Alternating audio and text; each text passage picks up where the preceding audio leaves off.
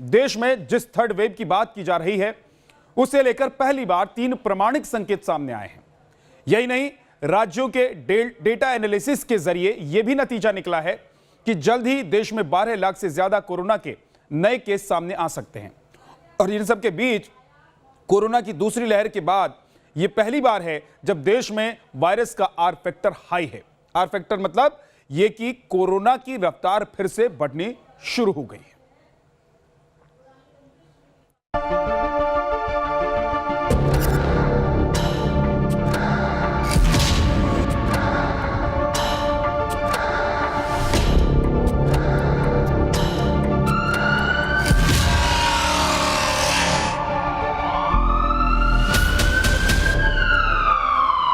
की तीसरी लहर से पहले ये 3 बड़े खतरे की तस्वीर है। राजस्थान में कोरोना के कप्पा वेरिएंट के 11 नए केस मिले हैं और उधर एक्सपर्ट्स ने जल्दी कोरोना के 12 लाख नए केस आने की चेतावनी दी है, जिसका अपना वैज्ञानिक आधार है। इन सब के बीच देश में कोरोना का आर वैल्यू बढ़ना नए खतरे का अलार्म बजा चुका है। दूसरी लहर की पीक के बाद ये पहली बार है जब कोरोना संक्रमण का आर वैल्यू दोबारा बढ़ना शुरू हुआ है। आम लोग कोरोना के घटते केस को मौसम समाचार की तरह देखते हैं।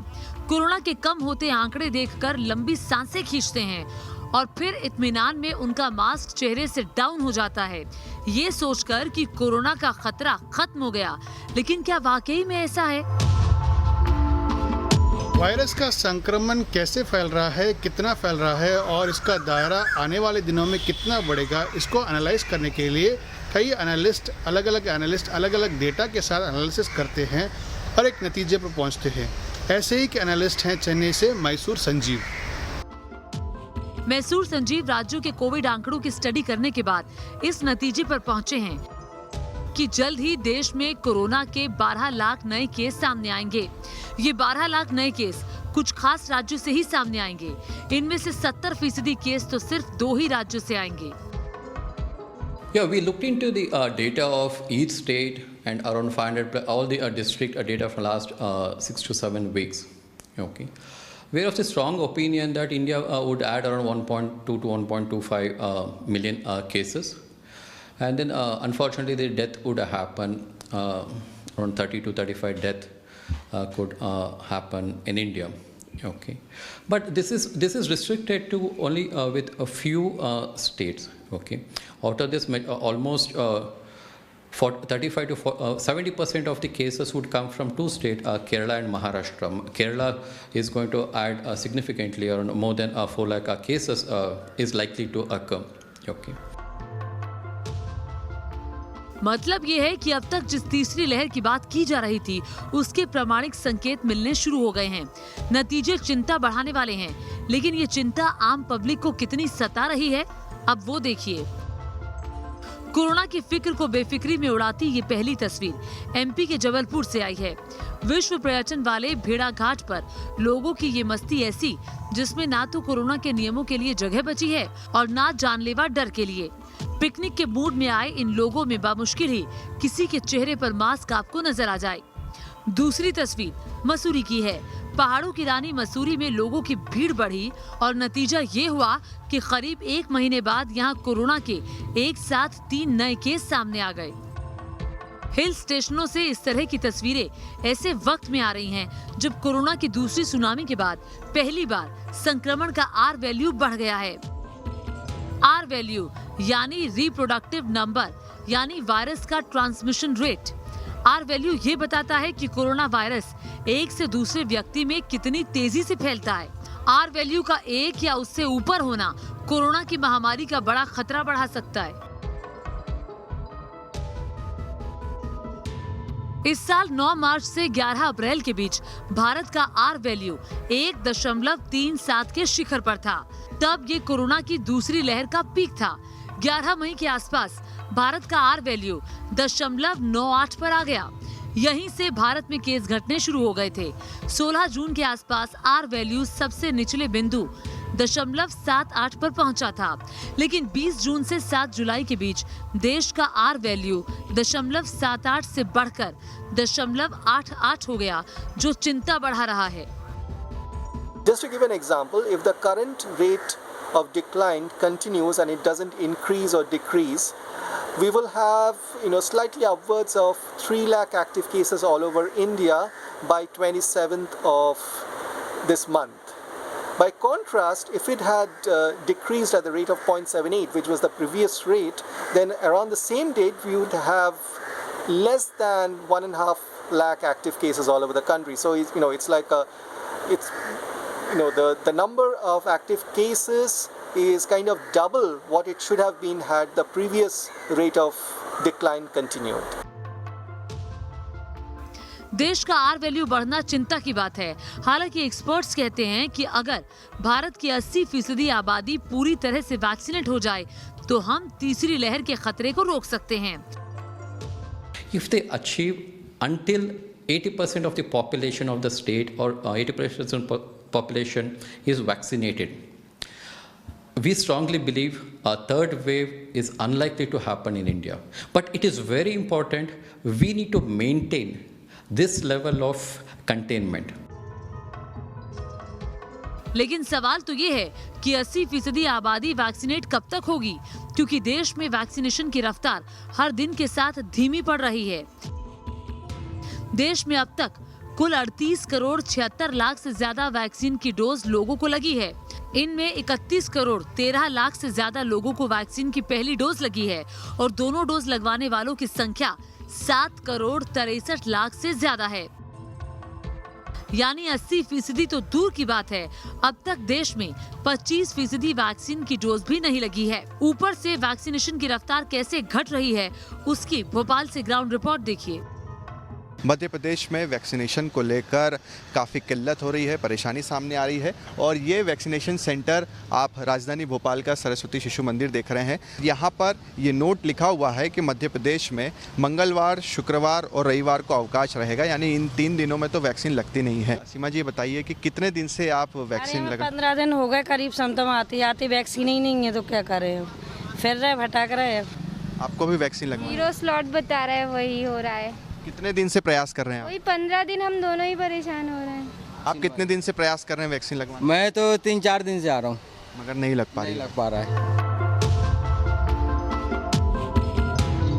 मतलब ये कि देश में कोरोना के खिलाफ लड़ाई में चुनौतियां पहले से ही कम नहीं हैं और जो लोग कोरोना के कम होते केस को खतरे के खात्मे के तौर पर देख रहे हैं, उन्हें अब ये समझ लेना चाहिए कि कोरोना अभी गया नहीं है। तीसरी लहर आएगी या उससे पहले ही रोक लिया जाएगा, ये इस बात पर निर्भर करता है कि लोग घरों से बाहर कोरोना के नियमों का किस हद तक पालन करते हैं। Team news nation. अब नेशन स्पेशल में बात पीएम मोदी के प्लान काशी की। प्रधानमंत्री नरेंद्र मोदी कल यानी गुरुवार को अपने संसदीय क्षेत्र वाराणसी के दौरे पर रहेंगे। 8 महीने बाद उनका ये काशी दौरा हो रहा है। करीब 5 घंटे तक पीएम मोदी वाराणसी में रहेंगे। इस दौरान पीएम मोदी काशी को 1500 करोड़ से ज्यादा की सौगात भी देंगे। तो वहीं राजनीति के लिहाज से भी उनका इस दौरा को काफी अहम माना जा रहा है, काफी मायने निकाले जा रहे हैं। पीएम मोदी का काशी दौरा क्यों है खास, आपको दिखाते हैं।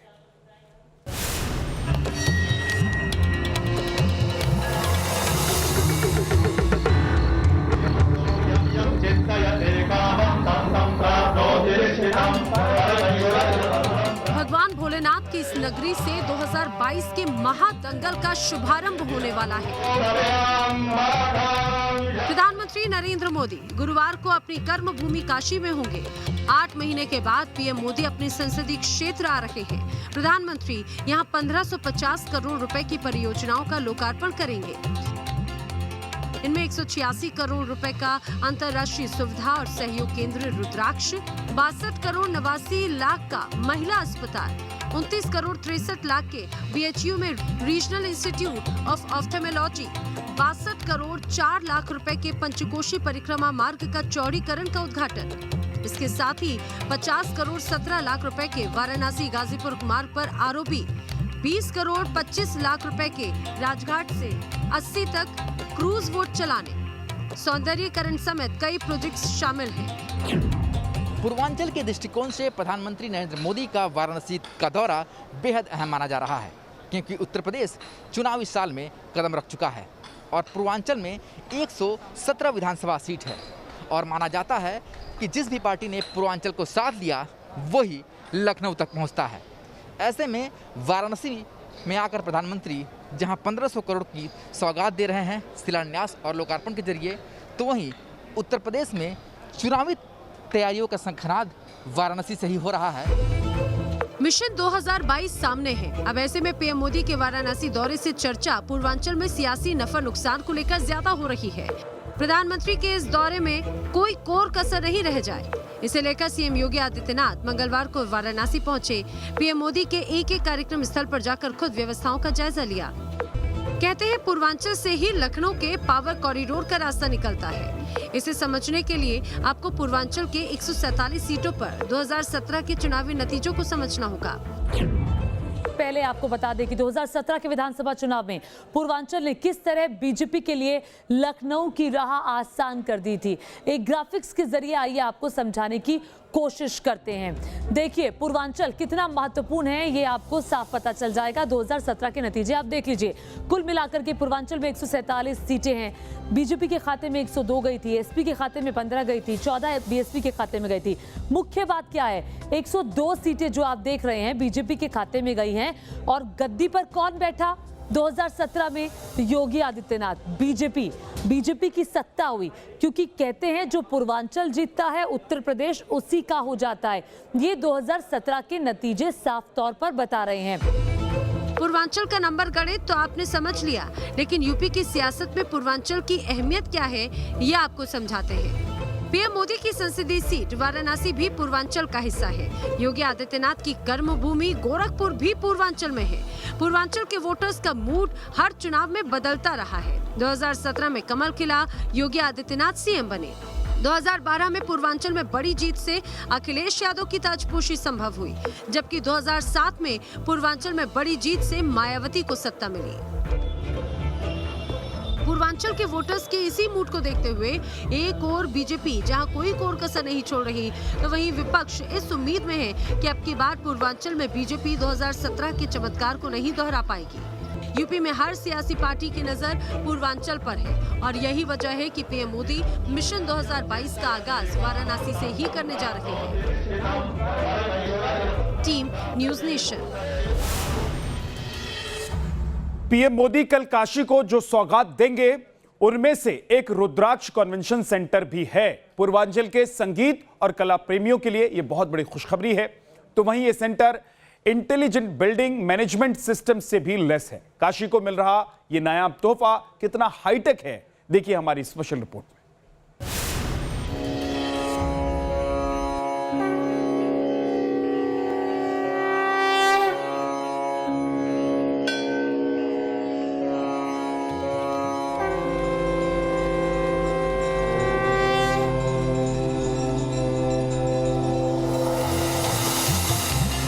ये है काशी का रुद्राक्ष, भारत जापान की दोस्ती की मिसाल। ऐसा हाईटेक कन्वेंशन सेंटर जो मोक्ष और संस्कार की नगरी काशी की सांस्कृतिक समृद्धि की झलक पेश कर रहा है। तो वहीं पूर्वांचल के कला प्रेमियों के लिए एक बड़ी सौगात है। जितना खूबसूरत ये देखने में लग रहा है, उतनी ही इसकी खूबियां भी हैं। कन्वेंशन सेंटर में 108 एल्युमिनियम के रुद्राक्ष लगाए गए हैं। इसकी छत शिवलिंग के आकार में बनाई गई है। रुद्राक्ष कन्वेंशन सेंटर की नींव 2015 में उस वक्त पड़ी जब जापानी प्रधानमंत्री शिंजो आबे प्रधानमंत्री मोदी के साथ वाराणसी दौरे पर आए थे। 186 करोड़ की लागत और 1200 लोगों की क्षमता वाले रुद्राक्ष कन्वेंशन सेंटर में बड़े म्यूजिक कंसर्ट, कॉन्फ्रेंस और नाटक होंगे, तो साथ ही प्रदर्शनियां भी लगेंगी। Smart building, latest technology, state of the art technology बोलते हैं, ये सब में बना हुआ है। फॉर एग्जांपल ये जो लाइटिंग सिस्टम है, ये जो साउंड सिस्टम है, बिल्कुल स्टेट ऑफ द आर्ट है। और बनारस में इतनी कैपेसिटी की 1200 लोगों का एक साथ बैठ के, एक मंजिल में बैठ के इस तरह का जो कार्यक्रम जो जिसके लिए बनारस फेमस है, तो संस्कृति, डांस, म्यूज़िक, कल्चरल प्रोग्राम्स करने का एक अनोखी अरेंजमेंट आप कह दीजिएगा। तो इस तरह का कोई अरेंजमेंट जो है बनारस से नहीं, उत्तर भारत में और पूर्व भारत में एक अनोखी है। सबसे खास बात यह है कि रुद्राक्ष की बिल्डिंग को बेहद इंटेलिजेंट बनाया गया है, खास तौर पर फायर फाइटिंग के लिए। ये है इंटेलिजेंट बिल्डिंग सिस्टम मैनेजमेंट का एक अनोखा नमूना जो आप इस हॉल में देख सकते हैं।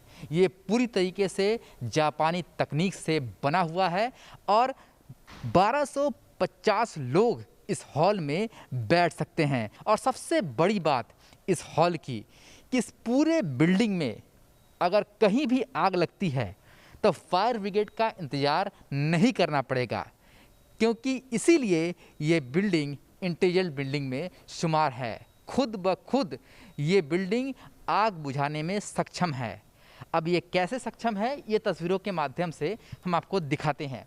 आप देख सकते हैं हॉल के किनारे ये जो 4 लेयर आप देख सकते हैं, ये दरअसल वाटर कैनन के रूप में ये प्रयोग किए जाते हैं और इसको वाटर कर्टन कहते हैं। जैसे ही कहीं आग लगती है तो तुरंत उस इलाके को ये वाटर कर्टन घेर लेता है और तुरंत ही वहाँ पर वाटर स्प्रे शुरू हो जाती है और साथ ही उस इलाके में जो वेंटिलेशन रहता है उसे रोक दिया जाता है, यानी कि जो हवा है वो दूसरी जगह न फैले इसकी कोशिश की जाती है। साथ ही कंट्रोल रूम 4 जगहों पर इसकी सूचना भेजता है। सबसे पहले वो जो इंटेलिजेंट बिल्डिंग में जो इक्विपमेंट्स लगे हैं, सेंसर लगे हैं, उसे ऑन कर देता है। उसके बाद वाटर स्प्रे शुरू होती है, वाटर जो कर्टन है वो सामने आ जाते हैं और साथ ही इसकी सूचना फायर ब्रिगेड को भी चली जाती है। इस हाईटेक कन्वेंशन सेंटर में 150 लोगों की क्षमता वाला 2 कॉन्फ्रेंस हॉल और गैलरी भी है, जो दुनिया के आधुनिकतम उपकरणों से लैस है। तो वहीं वॉशरूम भी बेहद स्मार्ट है। इस कन्वेंशन सेंटर की अगर बाथरूम की बात की जाए तो उसे भी पूरी तरीके से इंटेलिजेंट बनाया गया है। तस्वीरों में आप देख सकते हैं यहाँ पर किसी तरीके का कोई नॉब नहीं है, बल्कि जैसे ही आप हाथ नल के नीचे रखेंगे पानी शुरू हो जाएगा। यानी कि पूरी तरीके से इंटेलिजेंट बिल्डिंग के तहत ये जो कन्वेंशन सेंटर का हर एक एरिया उसी तरीके से डेवलप किया गया है। स्वच्छता का खास ध्यान रखा गया है। प्राचीन और जीवंत शहर काशी को जापान ने दोस्ती का ऐसा नायाब तोहफा रुद्राक्ष के रूप में दिया, तो इसका जश्न काशी से लेकर जापान तक में दिखा। मैं जापान में 3 साल से रहता हूँ। कल वाराणसी में जापान और इंडियन सरकार की मदद से बनवाया गया कन्वेंशन सेंटर, कल जिसकी ओपनिंग है उसके लिए आप सबको बधाई देता हूँ। नमस्ते, कांग्रेचुलेशंस इंडिया, चेक, जापान, धन्यवाद। तो हम सब आप लोगों को बहुत बहुत धन्यवाद देते हैं, मुबारकबाद देते हैं कि एक ऐसा सेंटर जो इंडिया और जापान के एक्सचेंज का क्रिएशन हो रहा है और वहाँ से इंडिया और जापान का एक्सचेंज बहुत ज़्यादा बढ़ेगा। सुरक्षा के लिहाज से भी पूरे कन्वेंशन सेंटर में सीसीटीवी कैमरे लगाए गए हैं। भोले की नगरी काशी में जापान के सहयोग से बना ये सेंटर भगवान भास्कर की ओज से प्रकाशित होगा। इसके लिए 110 किलोवाट का सौर ऊर्जा पैनल लगाया गया है। वाराणसी से सुशांत मुखर्जी के साथ टीम न्यूज़ नेशन। और अब आपको दिखाते हैं आज की 10 अहम और बड़ी खबरें।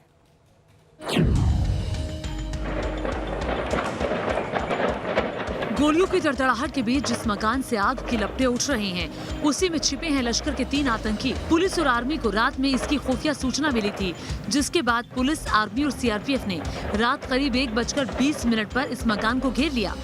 पुलिस ने मकान में छिपे आतंकियों को सरेंडर करने के लिए कहा, लेकिन आतंकियों ने सरेंडर के बजाय फायरिंग शुरू कर दी। जवाबी कार्रवाई करते हुए पुलिस और आर्मी के जवानों ने तीनों आतंकियों को बुधवार तड़के ढेर कर दिया।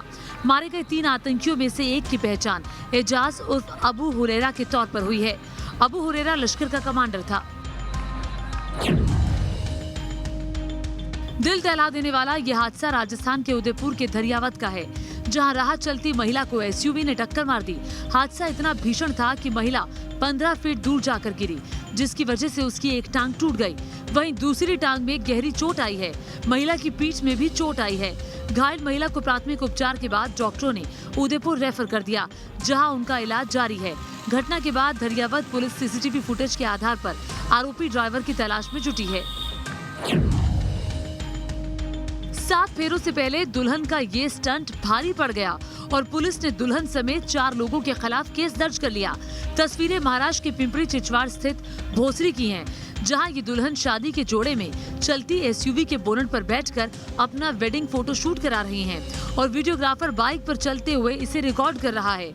शुभांगी नाम की दुल्हन ने मैरिज हॉल तक जाने के लिए ये अनोखा तरीका अपनाया, लेकिन जब वीडियो वायरल हुआ तो पुलिस ने शादी हो जाने के बाद कोविड प्रोटोकॉल तोड़ने और मोटर व्हीकल एक्ट के तहत मामला दर्ज कर लिया और वीडियोग्राफी में इस्तेमाल किया जा रहा कैमरा भी जब्त कर लिया। अब गंगा की लहरों पर सैर कर जान सकेंगे काशी का इतिहास। इसके लिए प्रधानमंत्री नरेंद्र मोदी काशी को 3 क्रूज की सौगात दे रहे हैं। इन क्रूज में बैठकर देश दुनिया के सैलानी मां गंगा की लहरों पर घूमने के अलावा काशी के सभी घाटों के आध्यात्म और धार्मिक इतिहास के बारे में ऑडियो वीडियो के जरिए जानकारी हासिल कर सकेंगे। दुनिया भर से आने वाले सैलानी रोरो यानी roll on roll of passenger shift से चुनार तक की सैर करेंगे। बताया ये भी जा रहा है कि रोरो सर्विस को प्रयागराज तक ले जाने की भी योजना है। नीचे गांधीनगर का रेलवे स्टेशन, मतलब नीचे पटरियों पर ट्रेन दौड़ेगी और उसके ठीक ऊपर यात्री 5 स्टार होटल का लुत्फ उठाएंगे। गुजरात के गांधीनगर में ये देश में रेलवे का पहला 5 स्टार होटल है, जिसका उद्घाटन पीएम मोदी शुक्रवार को वीडियो कॉन्फ्रेंसिंग के जरिए करेंगे। रेलवे के पहले 5 स्टार होटल में 318 कमरे हैं। ये होटल 7400 वर्ग मीटर में फैला है। होटल में अत्याधुनिक सुविधाओं के साथ एक प्रेयर रूम और बेबी फीडिंग रूम भी बनाया गया है। फिलहाल ये होटल राष्ट्रीय और अंतर्राष्ट्रीय मेहमानों की मेजबानी करेगा। खास बात यह है कि स्टेशन के अंदर एक गेट बनाया गया है, जिसकी मदद से यात्री सीधे ही होटल के अंदर जा सकेंगे। इसके अलावा होटल में लिफ्ट और एस्केलेटर की सुविधा भी दी गई है। अगर आप दिल्ली की डीटीसी बसों में सफर करते हैं तो अब आपको अपनी बस की रियल टाइम जानकारी मिलेगी, यानी आपके बस स्टॉप पर बस कितनी देर में आएगी ये आप रियल टाइम देख पाएंगे। इसके लिए आपको गूगल मैप पर जाना होगा। यहाँ से आप घर बैठे ही ये देख पाएंगे कि आपकी बस कितनी देर में आपके बस स्टॉप पर आएगी। तो सपोज हमने 405 बदरपुर बॉर्डर ये वाला हमने बस को सिलेक्ट किया जी। अब अगर आप यहाँ देखें तो ये बस फिलहाल दरियागंज गोलचा सिनेमा पे है जी, दिख रही है 4:14 पे जी। जो इसका नेक्स्ट स्टॉप है वो अंबेडकर स्टेडियम का है जी। और 4:16 मतलब कि 2 मिनट के बाद ये जो बस है ये अंबेडकर स्टेडियम पहुंच जाएगी। हाई राइज बिल्डिंग से लटकती महिला और महिला को बचाने के लिए जद्दोजहद करता बालकनी में खड़ा एक शख्स, लेकिन तभी महिला का हाथ छूट जाता है और खौफनाक हादसा हो जाता है। दिल दहला देने वाला ये हादसा हुआ गाजियाबाद के क्रॉसिंग रिपब्लिक इलाके की पॉश सोसाइटी में, जहां संदिग्ध परिस्थितियों में ये महिला नीचे गिर गई। बताया जा रहा है कि पति पत्नी के बीच आपसी नोकझोंक के बाद महिला बालकनी से नीचे लटक गई। पति ने बचाने के लिए उसका हाथ पकड़ा, ऊपर खींचने की कोशिश भी की, लेकिन महिला का हाथ छूट गया और वो नीचे गिर गई। गंभीर रूप से जख्मी महिला को नोएडा के हॉस्पिटल में भर्ती कराया गया है। फिलहाल पुलिस मामले की जांच कर रही है। ये कुछ ही दिन पहले का वीडियो है जब दिल्ली के नजफगढ़ इलाके में बाइक सवार झपटमार ने महिला का चेन छीना था। सीसीटीवी का ये वीडियो सोशल मीडिया पर वायरल हुआ और फिर पुलिस ने लुटेरे की पहचान अब्दुल वाहिद अंसारी के तौर पर की थी। सोमवार के दिन पुलिस को खबर मिली थी कि अब्दुल वाहिद दिल्ली के द्वारका इलाके में आने वाला है। वाहिद स्कूटी पर सवार होकर जब आया तो पुलिस ने उसे रुकने का इशारा किया। इस पर झपटमार ने पुलिस पर फायरिंग कर दी। इसके बाद पुलिस ने जवाबी कार्रवाई की, जिसमें लुटेरे के पैर में गोली लगी और वो पकड़ा गया। आरोपी अब्दुल वाहिद नजफगढ़ का निवासी है। इस पर 2 दर्जन से ज्यादा स्नैचिंग, लूट और ऑटो थेफ्ट जैसे मामले दर्ज हैं। आसमान से मिसाइल बरसी और खाक में मिल गया तालिबानी आतंकियों का ठिकाना। एयर स्ट्राइक की ये तस्वीरें अफगानिस्तान के नॉर्दर्न ताखारा प्रोविंस की हैं, जहां के सराय सांग इलाके में अफगानी सेना के हमले के बाद तालिबानी आतंकियों का ये ठिकाना नेस्तनाबूद हो गया। देखिए हमले के बाद कैसे धुएं का गुबार उठ रहा है और धुएं के इसी गुबार में आतंक का ये ठिकाना राख में तब्दील हो गया। इस हमले में 7 आतंकी मारे गए, वहीं उनके हथियार और गोला बारूद भी खाक में मिल गए।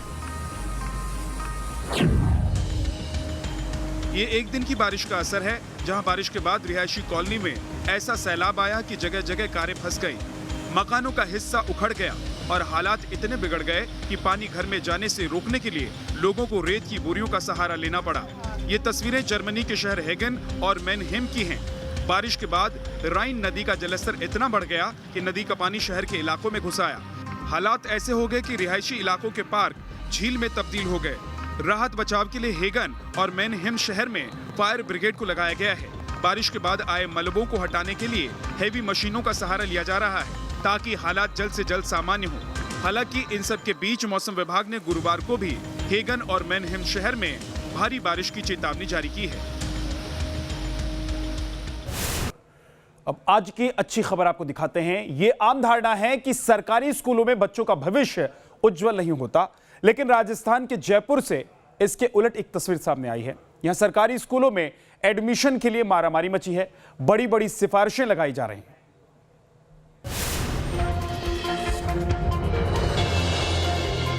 जिन सरकारी स्कूलों में आम लोगों के बच्चों के एडमिशन का एक माइंडसेट बना हो, वहां बड़े सरकारी अधिकारी अपने बच्चों को एडमिशन दिलवाने के लिए कतार में लगे हैं। महात्मा गांधी राजकीय अंग्रेजी स्कूलों में अपने बच्चों के लिए एडमिशन के लिए सरकारी अफसर भी मशक्कत कर रहे हैं। मंत्रियों तक की सिफारिशें लगाई जा रही हैं। अभी जयपुर शहर सहित कई जिलों में IAS, डॉक्टर और विधायक तक के बच्चे इन्हीं स्कूलों में सरकारी शिक्षा ले रहे हैं। स्कूल में एडमिशन के लिए किस कदर मारामारी है, उसे इस बात से समझिए कि प्रदेश में एक सीट पर एवरेज 2 और जयपुर शहर में एक सीट पर औसतन 20 आवेदन आ रहे हैं। जयपुर जिले के स्कूलों में पहली से 8वीं कक्षा तक की कुल 1678 सीटों पर 9256 आवेदन आ चुके हैं। सबसे ज्यादा एप्लीकेशन पहली क्लास के लिए आई है। सीट 740 है, लेकिन एडमिशन के लिए उम्मीदवार 3400 से ज्यादा हैं। दरअसल कोरोना काल में शिक्षा में बड़ा बदलाव हुआ है।